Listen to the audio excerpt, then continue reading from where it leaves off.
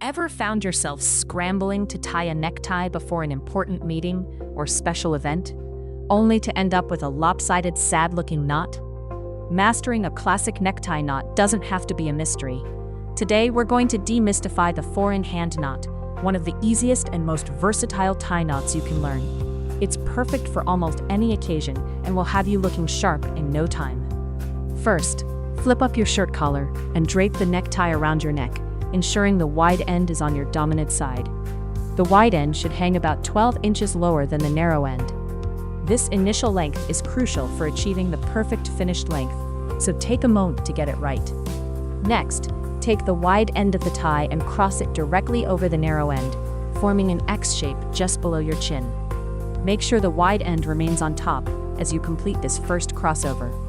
This creates the foundational structure for your knot. Now, bring the wide end underneath the narrow end and then wrap it back across the front again, going from left to right.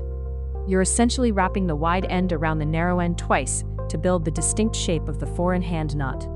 Keep the fabric smooth and untwisted. With the wide end now on your right side, guide it upwards through the large loop around your neck from underneath.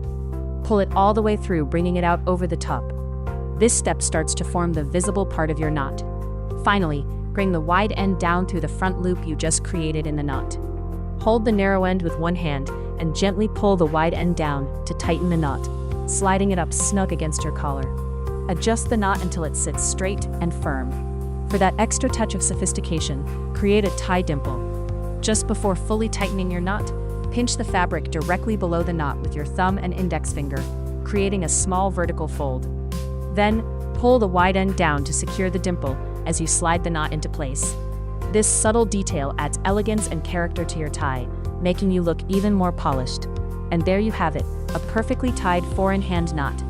Practice makes perfect, so give it a few tries. For more practical life skills and how-to guides, start learning today at Sikho.ai.